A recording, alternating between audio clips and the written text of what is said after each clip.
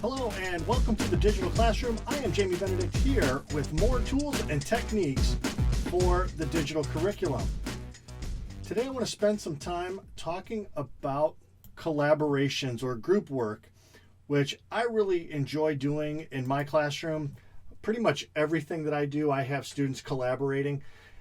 There's a lot of challenges with that though, especially in the current circumstances when you are either hybrid or fully remote and the students can't always interact together and they don't always even know who's in the class with them. So I'm going to show you a couple of things today that will help you get around that. And then of course we have the question of, do we pick the groups for the students or do we let the students pick themselves? I like to balance that. Sometimes I pick the groups for them. I think it's a great learning opportunity for students to get to learn how to work with people that they don't know, how to work and be productive in environments that are a little bit uncomfortable for them, because that's what the real world has for us. We're going to work in situations where we are just not always in our comfort zone. And so I think there's a lot that students can learn from this. And then I try to balance that where students are able to pick their own groups and find the people that they think are going to complement their work on a particular project, or they just like the kid and they want to work with that kid. That's fine too. So there are a couple of things that I look at with that. Then I also have to answer the question of, what do you do with those students who don't contribute within the group? And I'll show you a couple of things today that will allow you to address that issue and do it in a way that I think is very reasonable with students. And I think it's going to be one that really emphasizes to the students, hey, I really better be a part of this. So let me start by sharing my screen with you. And we're going to look at a setup that I have to do. So I actually have a project coming up and I wanted to set up the groups for that. So I'm in my Canvas, and all the learning management systems do this. Under the Canvas home screen, so this is my class, this is my home tab, I'm going to click on people. And you can see I've already created a couple of groups here. I'm going to set up a new group set. And I'm going to give this one a name. And we're moving into our product development unit.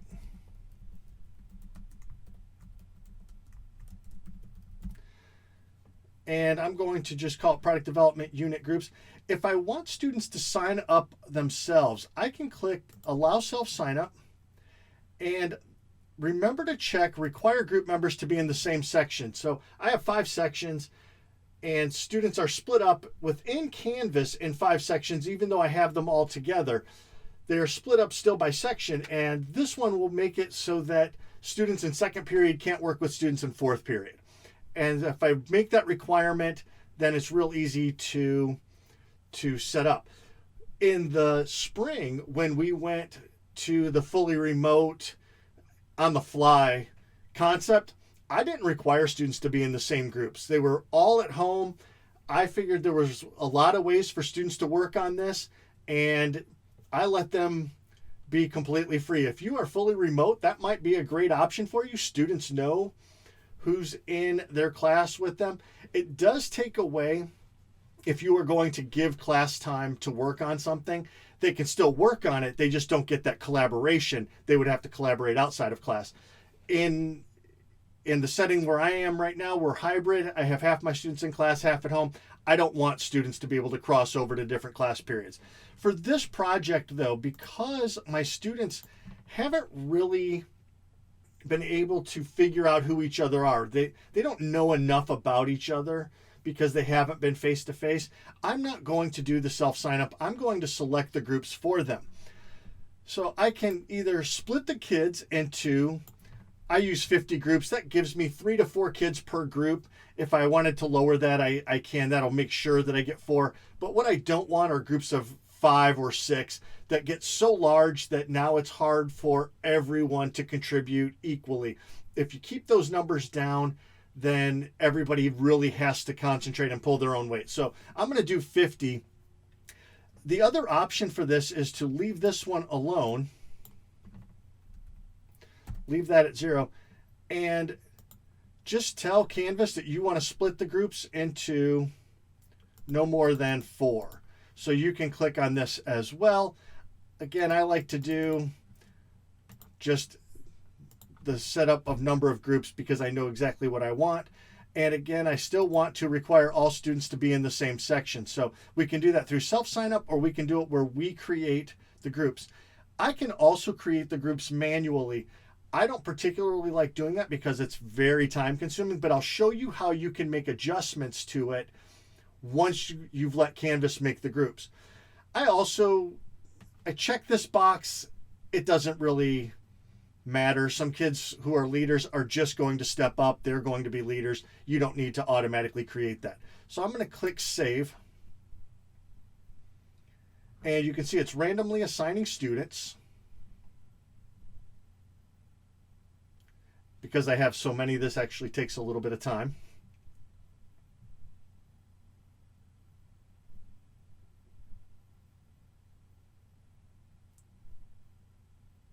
And all of my groups are set. So here's my product development unit group 1. And this one has 3 students. Here's product development group 2, 3 students. And you can see this one has 4, 4. And if I scroll all the way down, I have 50 groups and no more than 4 in any of my groups. So that's exactly what I was looking for. And you can see over here, right here, I have unassigned students. So this is 0, which means that every kid that is currently enrolled in my class has been placed into a group. If you want to see a group, you can click this drop-down arrow and you will see the names of the kids in that group. If you do this a few times, and with my smaller classes, I'm able to get away with this where I randomly assign the groups, and then I look at them and go, wait a second, these 2 kids are always working together. I can very simply click and drag a kid and change that group. And it's very easy. It makes it nice and simple for me as the teacher to just make sure that everybody is right where I want them. The other thing that I use this for is when we do a group project, and this is a big project, so this one requires a lot of effort. It requires a lot of collaboration. It requires a lot of communication among the group members.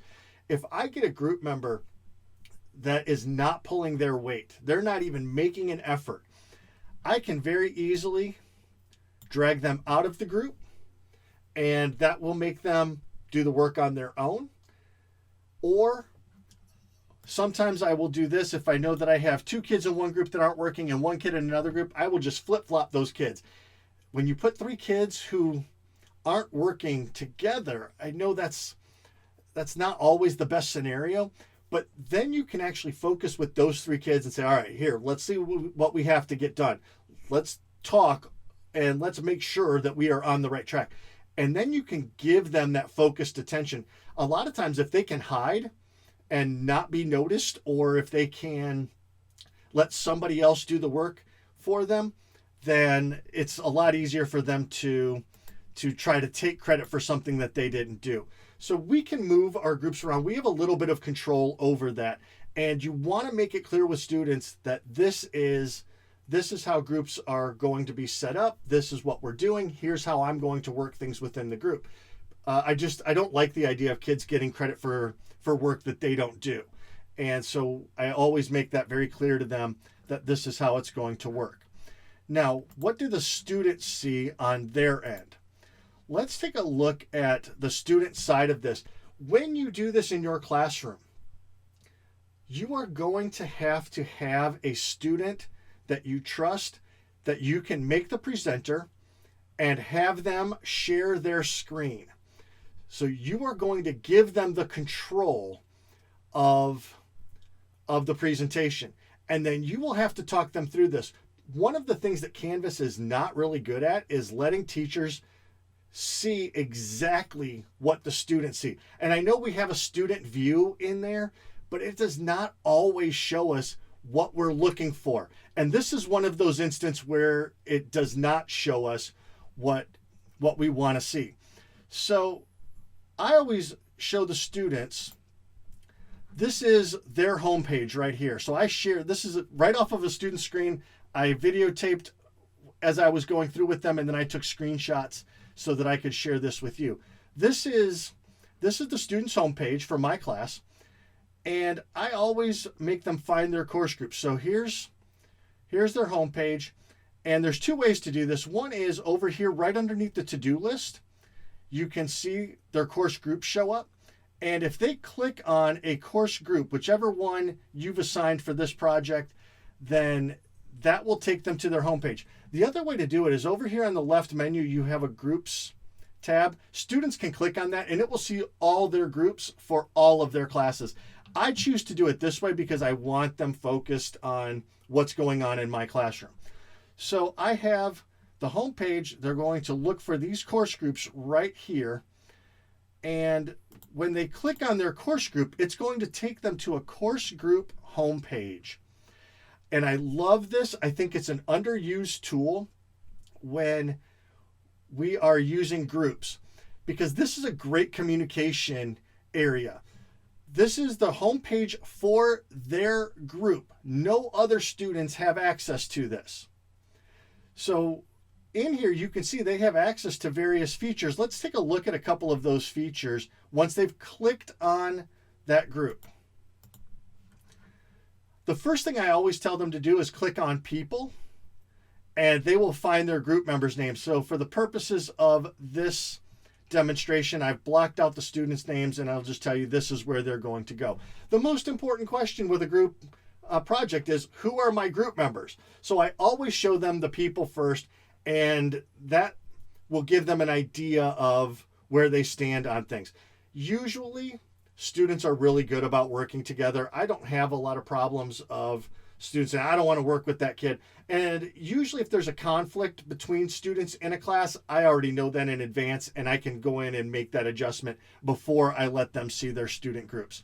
So I always show them the people tab first. Here's their student group. They can send announcements to each other. This is no different than if you were sending an announcement to the entire class, but they can send an announcement to everyone in their group. I always caution teachers on this one because every announcement that gets sent also gets sent to you. And so mine are set up to come to my email. As they send an announcement out, they will get bumped into my email also. And I did this one day and I told the group, and I forgot to emphasize that. And I had one group that spent 20 minutes writing announcements back and forth to each other. I ended up with 20 announcements in my inbox. And then I had to kind of laugh at myself, of course, because I screwed up. And then I have to go tell the kids, hey, that's not really what this is for. This is for you to make a big announcement. Hey, don't forget to bring this. Or, hey, this is what our task is, or something that's major for the group, not just a minor issue. So they set up their announcement and they can put that announcement in there. They're going to click save just like we would, and that's going to leave it open for everyone in the group, and they'll see that when they click into the group themselves.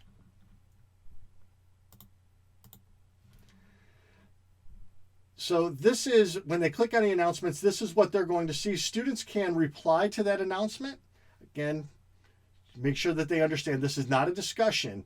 This is just for a broad announcement. But if it's something that's really important, then, you know, if they have to use it, they have to use it. And I don't want to discourage that ever with kids, other than just to let them know that I see everything that they're writing there. They also have access to what are called notes pages. And I do this a lot, where I take documents that I've had, handouts that I would give, and I just create them as a notes page. That's all this is. It's just literally notes. So anything that they're typing up that's good for the whole group, any documentation, they can attach files in here. They can type out their own notes. All of the students will have access to this group page, and I like having that feature in here, especially for big group projects. This is great for them to have. You might not want to do it with a small 1 or 2 day assignment, but if you're doing a quarter long project, if you're doing a semester long project, this is a great spot for that. The discussion board is where they can have conversations. So they can start a discussion just as you would if you wanted to do a discussion board with your students. So this is a great place for them to chat back and forth. These do not all go to your email. So this is really nice. Again, for those long projects, if they want to make sure everybody's keeping up, hey, what did you find? Hey, what about this? Let's talk about this. What should we talk about with this topic? Then we're going to share that with the group, and it's going to give us the discussion board where the students can communicate back and forth. And don't ever worry about the students figuring out a way to communicate. They are really good at it. If they want to communicate, they'll find a way. They use Snapchat and they use text messaging and all that. Let them communicate, And then they can also click on a files page. And let me make sure that I've got that one right. Here we go. So here's the files page. And for big projects, this is great because they can upload documents here. So if they do any research, if they are doing anything that they've created, if they've created an advertisement, if they've created an infographic, if they've created a chart, anything that they want to share with the group, they can drop that in here and all of the group members will have access to it. So this is a really nice area for students to be able to share for those big projects. I love having the ability for them to make sure everyone is in the loop on everything that's going on. This part here, to me, might be the most important part of this entire process. This is where we can create a collaboration. So at my school, we only have access to Google Apps as the collaboration. It says right here, start new collaboration. We only have access to Google Apps. That gives us a Google Doc, a Google spreadsheet, or a Google presentation, or Google Sheets and Google Slides. So we can choose which one we want to do. Anyone in the group can start a collaboration.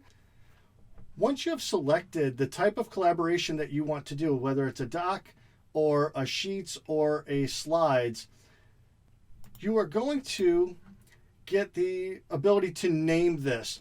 And the name is how everybody else is going to find this. So this one here was for the innovative product brainstorming session.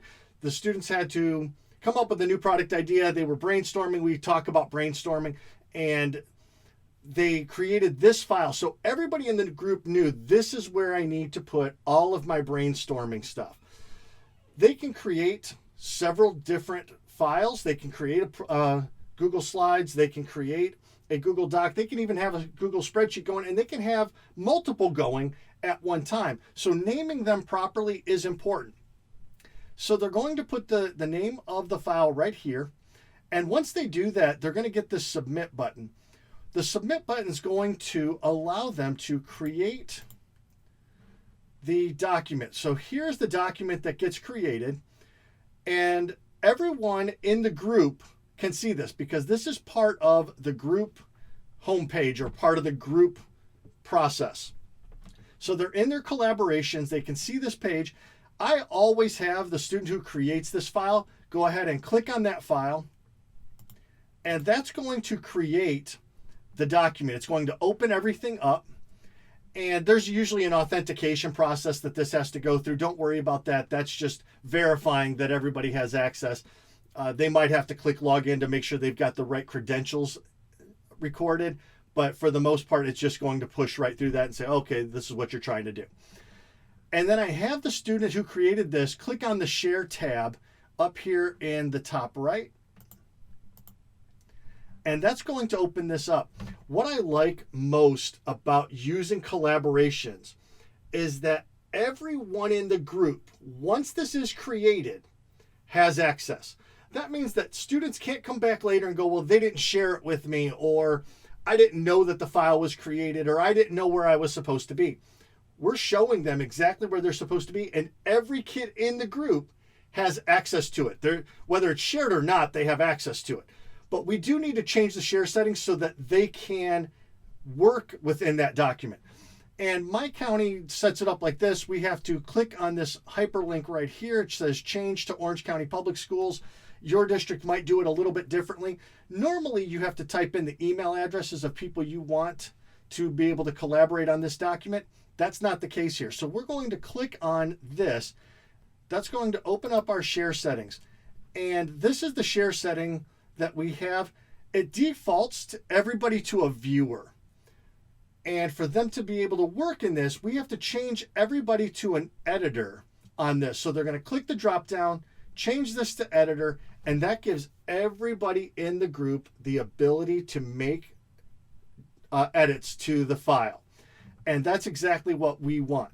So I demonstrate this with the kids, and usually you have to do this a couple times. You are going to have to go in each day at the start of class and say, okay, let's share our screen. Okay, here's how we find this. And so I walk them through it one more time, and I say, okay, so you guys are at your home page, all right? And we're going to click on our group project. And once you're in there, these are your collaborations that are set up. Go ahead and click on the collaboration. And as soon as they do that, it will automatically open them up into their file. And if they have multiple collaborations here, they'll see 2 and 3 and 4, or however many they've set up, whatever that is. All of that's right here. That means even if a kid misses a day and you tell them, hey, I need you to go find your group, they're able to click on the group, get into the home page, click collaborations, and the file will automatically be shared with them. I love students being able to do this. It does take a little while, though, for them to learn the process. So be prepared to go through this with them at the start of each class period and walk them through it. You have to have a student share their screen because that's the only way you can see all of this. You don't really get access to this full process as the teacher doing the student view. It's much easier. And to be honest, I like having the students share their screen because they love having that control. They love having that leadership is really what that is. They volunteer. Yeah, I'll be the guy that does that. Or I'll be the girl that's volunteering today. I'm happy to share my screen. And when I'm working with kids, when I have to be in different spots of the classroom, I might leave one kid as the presenter, and then any kid that's struggling, they can't figure out where they're supposed to be, my group leader, they take over immediately, and okay, let me share my screen. Okay, follow along. Here's where you need to go. All right, click here, click here, click here. And I watch them do that, and it's just so great to see how they are able to help each other out with this. And if you make 1 or 2 kids the presenter, then they can share that responsibility. And it works out really well while you're helping a group. If you can't be at your computer, some kid doesn't sit there stuck for 10 or 15 minutes waiting for you to assist because you've already got a presenter who's demonstrated this. They're responsible, they know the process, and they can walk a kid right through that and get everybody set up. It is amazing when you have these students taking this kind of responsibility in the classroom and taking charge and not being afraid to say, nope, I'll lead these kids through this. I'll show you how it's done. That's it's just one of the fun parts of our job, I think, is to be able to see that. So that is a look at collaborating in the classroom. I think collaborations are great. I think the more you do it, the more comfortable kids get. And eventually they get to the point where they can work with just about anybody. They have the ability to communicate and talk to each other, and they have the ability to interact. And in these weird times where we are some remote, some at home, or entirely remote, depending on where you are, this is a great feature. And to be honest with you, when you get everybody back in the classroom with you face to face, this is still going to be a great feature because everybody's going to know exactly where they need to go to find the group work. Nothing is mistaken, nothing is misunderstood because it's in the same place every single time that we create those opportunities for the students to be successful. I'm Jamie Benedict with the Digital Classroom, and until next time, class is dismissed.